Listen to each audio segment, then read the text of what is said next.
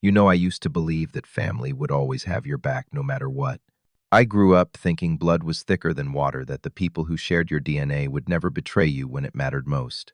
My name is Elvis, and I learned the hard way that sometimes the people you trust most are the ones capable of destroying your entire future with a single lie.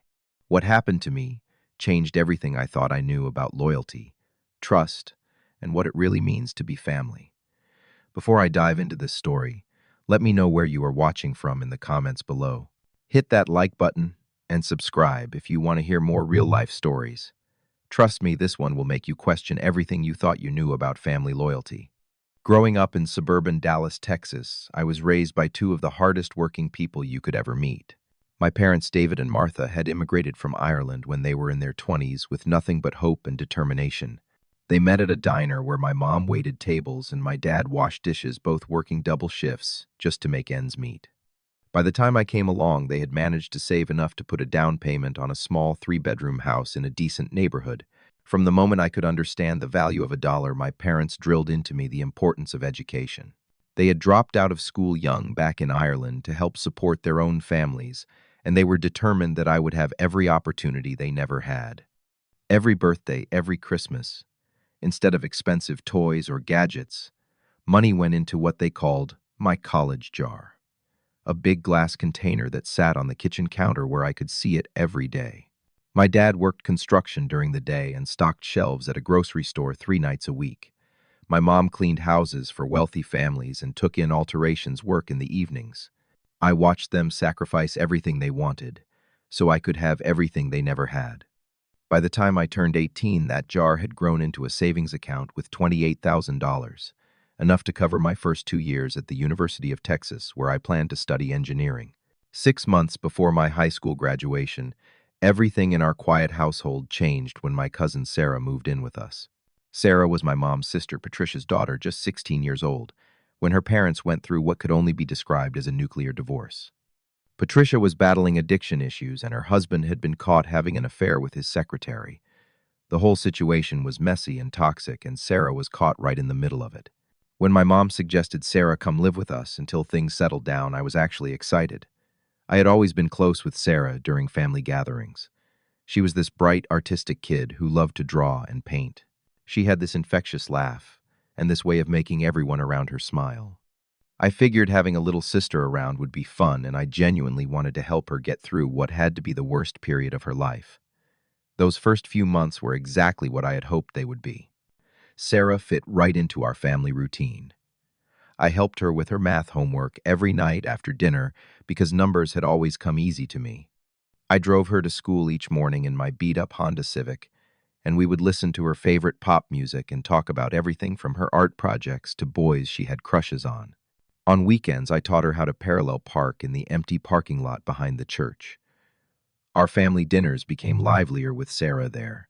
She would tell us about her teachers and her new friends, and my parents would beam with pride when she showed us her latest artwork. On Sunday evenings, we would all pile onto the couch and watch movies together, sharing bowls of popcorn and arguing good-naturedly about what to watch next. Game nights became a weekly tradition, with Sarah bringing a competitive energy that made even boring board games exciting. I loved watching my parents with Sarah. They treated her exactly like they treated me, with unconditional love and support. My mom would pack her lunches with little notes tucked inside, just like she did for me. My dad would help her with her science projects, staying up late cutting poster board and explaining concepts with the same patience he had always shown me. Seeing them open their hearts and home to Sarah made me proud of the people who had raised me. Sarah seemed to be thriving too. Her grades improved from the disaster they had been during her parents' divorce. She joined the art club at school and started talking about maybe studying graphic design in college. She laughed, smiled more, and seemed to be healing from the trauma of watching her family fall apart. I felt good about the role I was playing in helping her find stability again. 3 months into my final semester of high school, I had everything mapped out. I had been accepted to UT with plans to start in the fall. I had already chosen my dorm room and registered for my first semester classes. I was working part-time at a local auto shop to earn spending money for college, and I had a girlfriend named Jessica who I had been dating for over a year. Everything felt like it was falling into place. exactly as I had always dreamed it would. The first signs that something was wrong started so subtly that I almost missed them completely. It began with small changes in Sarah's behavior that seemed innocent enough on their own. She became more secretive about where she was going and who she was spending time with. When I asked casual questions about her day, she would give short, evasive answers instead of the detailed stories she used to share. Her grades started slipping again, not dramatically at first, but enough that her teachers called home to express concern. When my parents asked her about it, she would become defensive and moody, claiming that everyone was putting too much pressure on her. She started spending more time locked in her room with the door closed, and the cheerful chatter that used to fill our house became less frequent. I noticed she was lying about small things. She would tell my parents she was going to study at the library, but I would see her walking toward the opposite direction when I drove past on my way home from work. She claimed she was having trouble sleeping, but I could hear her talking on the phone late at night, whispering conversations that stopped abruptly whenever she heard footsteps in the hallway. The lies escalated when I discovered she had been sneaking out of the house at night. I came home late from work one evening and saw her climbing back through her bedroom window at nearly midnight. When I confronted her the next morning, asking gently if everything was okay, she flew into a rage that seemed completely disproportionate to my concern. She accused me of spying on her and being controlling. She said I was not her brother and had no right to monitor her behavior. The words stung because I had genuinely been trying to look out for her. I explained that I was worried about her safety, that sneaking out could get her in serious trouble with my parents who had taken her in out of love. That was when she looked me straight in the eye and said something that should have been a warning of what was coming. She told me that if I did not stop interfering in her life, she would make me pay for it. At the time, I thought she was just being dramatic, the way teenagers can be when they feel cornered. I had no idea she was making a threat that would destroy my entire future. When I tried to talk to my parents about my concerns, they dismissed them entirely. They said Sarah had been through enough trauma and needed space to adjust to her new life. They reminded me that she was still just a kid dealing with the aftermath of her parents' divorce, and that I should be more understanding and patient with her moods. But their attitude toward me started changing in ways that made no sense. Conversations would stop when I entered a room. My parents would exchange meaningful looks when they thought I was not watching. The easy, comfortable relationship I had always had with them became strained and distant. When I tried to bring up college plans or talk about my excitement for the fall semester, they would change the subject or give distracted, half-hearted responses. My girlfriend Jessica noticed the changes too. She pointed out that Sarah seemed jealous of the close relationship I had with my parents. Jessica observed that Sarah would interrupt whenever my parents and I were having a conversation or would suddenly need help with something urgent whenever my parents were giving me attention or praise. The breaking point came when I overheard Sarah crying to my parents late one evening. I could not make out the exact words, but I heard her saying she did not feel safe, that she was scared to be alone in the house. When I asked my parents the next day what Sarah had been upset about, they told me it was none of my business and that I needed to give Sarah more space. That was when the paranoia really set in. I started questioning every interaction I had had with Sarah, wondering if I had somehow made her uncomfortable without realizing it. I replayed conversations in my head, analyzing every word and gesture. The confusion was eating me alive because I genuinely could not think of anything I had done that would make her feel unsafe around me. Everything came crashing down on a Tuesday afternoon in late April. I had just gotten home from my shift at the auto shop, tired and greasy and looking forward to a shower and dinner. Instead, I walked into the house to find my parents sitting at the kitchen table with expressions I had never seen before. They looked like they were attending a funeral. My mom's eyes were red and swollen from crying. My dad's jaw was clenched so tight I could see the muscles twitching in his cheek. They asked me to sit down, and the tone of my dad's voice made my stomach drop. I knew something terrible was about to happen, but I could never have prepared myself for what came next. Sarah had told them that I had been making inappropriate advances toward her. She claimed that when they were not home, I would find excuses to touch her inappropriately, to corner her in hallways, to make comments about her body that made her uncomfortable. She said she had been too scared and ashamed to tell them before, but that my behavior was escalating, and she could not take it anymore. The words hit me like a physical blow. I felt like all the air had been sucked out of my lungs. I started to protest, to deny what she was saying, but my parents cut me off before I could get more than a few words out. They said they had heard enough. They said they believed Sarah completely and that they were disgusted by my behavior. My mom was sobbing as she told me that I had 30 minutes to pack whatever I could carry and get out of their house. My dad said that if I ever came near Sarah again, he would call the police and have me arrested. They said I was no longer welcome in their home and that I was no longer their son. But the cruelest blow was still coming. They told me that my college fund, the $28,000 they had spent 18 years saving for my education, would now be going to Sarah. They said she would need it for therapy to deal with the trauma I had caused her, and eventually for her own college education, since she deserved a future more than I did. I begged them to listen to me, to let me explain, to give me a chance to defend myself against accusations that were completely false. I reminded them of the 18 years they had spent raising me of the person they knew me to be. I asked them how they could believe I was capable of something so horrible without even giving me a chance to tell my side of the story. But their minds were made up. My dad started throwing my belongings into garbage bags while my mom sat at the table crying. They would not look at me, would not listen to anything I tried to say. When I asked where I was supposed to go, my dad told me that was my problem to figure out. I grabbed what I could carry and walked out of the only home I had ever known, with $700 in my wallet and nowhere to go. They changed the locks that same day. When I tried calling, they had already blocked my number. I drove to my mom's sister, Patricia, thinking maybe she could help me make sense of what was happening, but she had already heard Sarah's version and refused to even let me in her house. I ended up at a cheap motel on the outskirts of town, paying by the week, because it was all I could afford.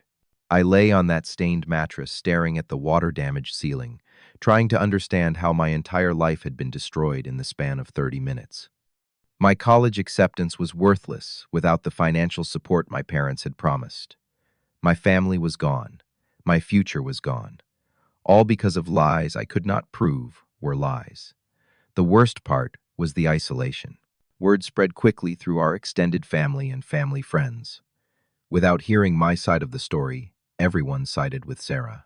I went from being the responsible, college-bound kid everyone was proud of to being treated like a predator who should be avoided at all costs. I had never felt more alone or more hopeless in my entire life.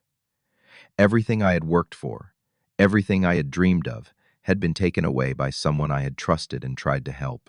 I spent those first few nights in that motel room wondering if life was even worth living anymore. But somewhere in the depths of that despair, something else began to grow. Anger. Not just at Sarah for what she had done, but at myself for accepting defeat so easily. I realized that if I did not fight for the truth, no one else would. I decided that I was not going to let lies destroy my life without putting up the fight of my life. The first person I reached out to was Jessica. She had been trying to call me since news of what happened started spreading, but I had been too ashamed and devastated to answer. When I finally called her back and told her everything that had happened, she did not hesitate for even a second before telling me she believed me completely. Jessica had spent enough time around Sarah and my family to know that something about the accusations did not add up. She reminded me of specific instances where Sarah had seemed jealous of my relationship with my parents, times when Sarah had made comments about wishing she could get more attention or more financial support. My best friend Marcus was equally supportive when I told him what was happening. He had known me since we were kids, and he said there was no way he would ever believe I was capable of what Sarah was accusing me of. More importantly, he offered to help me figure out how to prove my innocence. The three of us started working together to document everything we could remember about the timeline of events.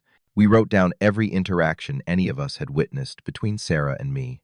We started paying attention to Sarah's social media accounts, looking for any inconsistencies between what she was posting and what she was claiming. It was Jessica who had the first breakthrough. She remembered a conversation she had overheard at school, where Sarah was talking to some friends about wanting to go to this expensive private art school in California. When Jessica looked up the tuition for that school, it was almost exactly the same amount as my college fund. Marcus made the connection that was even more damaging to Sarah's credibility.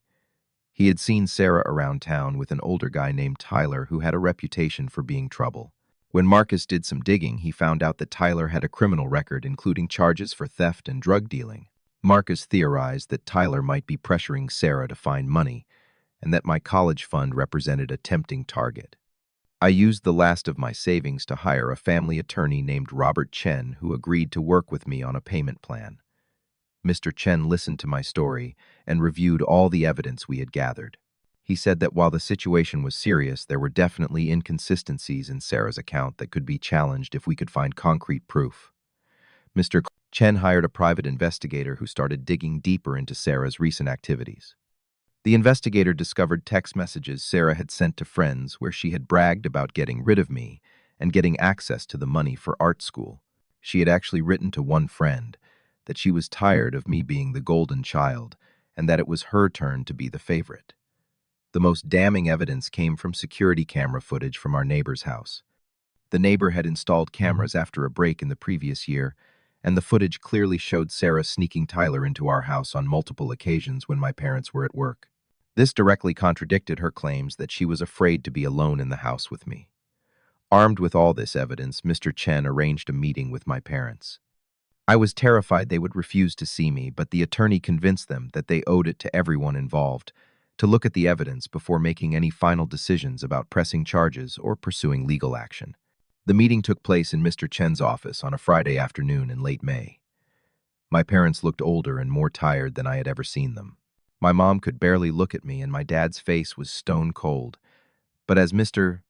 Chen laid out the evidence piece by piece, I watched their expressions change from certainty to confusion to horror. When they saw the text messages where Sarah bragged about her plan, my mom started crying again, but this time the tears looked different. When they watched the security footage of Sarah sneaking Tyler into the house, my dad put his head in his hands and let out a sound I had never heard him make before. Mr. Chen called Sarah into the meeting, and when confronted with the evidence, her story fell apart completely. She tried to deny the text messages at first, claiming her phone had been hacked. But when faced with the security footage and witness statements from her friends, she finally broke down and admitted that she had lied about everything. Through her tears, she confessed that she had been jealous of the relationship I had with our parents and resentful that I was getting to go to college while she felt like her future was uncertain. She said Tyler had been pressuring her to find money for drugs, and when she realized how much was in my college fund, she saw an opportunity to solve multiple problems at once. She apologized over and over, saying she never meant for things to go as far as they did, that she thought maybe I would just get in trouble and have to give up some of the college money, not that I would lose everything and get kicked out of the house. My parents were devastated. They apologized to me with a desperation that was almost painful to watch. They begged me to come home, promised to restore my college fund, offered to do whatever it would take to make things right. They said they should have listened to me, should have investigated before making such a drastic decision, should have trusted the son they had raised for 18 years. But something inside me had fundamentally changed during those weeks of being homeless and abandoned. I accepted their apology because I could see how genuinely sorry they were, but I told them I would not be moving back home. I had learned that I could not depend on anyone else to believe in me or fight for me. I had to be able to take care of myself. I did accept the college fund back, but I used it to get an apartment and support myself while I worked full-time for a year to save additional money. I started college a semester late, but I started it as a completely independent adult who had learned some hard lessons about self-reliance and the importance of standing up for the truth, even when it costs everything. Sarah was sent to live with her father in another state. As part of the agreement to not pursue legal action against her, she had to get a part-time job and pay back a portion of the money to help with the legal fees I had incurred proving my innocence. She also had to attend counseling to deal with the issues that had led her to make such destructive choices. The experience changed my relationship with my parents permanently. We were able to rebuild a relationship, but it was different from what it had been before. There was always an undercurrent of awareness that they had been willing to abandon me based on accusations they never bothered to investigate. They had to earn back my trust instead of having it automatically. I am 32 now, working as a successful mechanical engineer for a company that designs renewable energy systems. I have a wife who I trust completely and 2 kids who I am raising to always tell the truth and stand up for what is right. My relationship with my parents is cordial but distant. We have dinner together on holidays and birthdays, but we are not as close as we were before Sarah's lies tore our family apart. The experience taught me that blood relationship does not guarantee loyalty, and that sometimes the people who are supposed to love you unconditionally are the first ones to believe the worst about you when it becomes convenient. It also taught me that the truth is worth fighting for, even when it feels impossible to prove, and that self-respect sometimes means accepting that relationships cannot go back to the way they were before trust was broken. I learned that real strength comes from being able to stand on your own when everyone else abandons you, and that the most important relationship you have is the one with yourself. When you know who you are and what you stand for, other people's lies cannot destroy you permanently, even when they cost you everything you thought mattered. Sarah and I have never spoken since that day in the attorney's office. I heard through family that she eventually got her life together, finished high school, and went to college on her own merit. I hope that is true. I do not wish her harm, but I also do not have any desire to have her back in my life. Some betrayals are too deep to forgive, even when you understand the circumstances that led to them. The whole experience made me a more cautious person in some ways, but also a stronger one. I learned to trust my instincts, to stand up for myself, and to never let anyone else define my worth or my future. Those are lessons that have served me well in every area of my life since then. Looking back now, I can see that what happened was terrible but also necessary for my growth as a person. I would not be the man I am today if I had not been forced to fight for my own truth and build my own life from nothing. Sometimes the worst things that happen to us end up being the experiences that teach us who we really are and what we are truly capable of surviving. What would you have done if you found yourself in my situation? Have you ever been falsely accused of something that threatened to destroy your future? Let me know in the comments below. If this story resonated with you, please hit that like button and subscribe for more real-life stories about overcoming betrayal and finding your own strength. Share this video with someone who might need to hear that it is possible to rebuild your life after everything falls apart.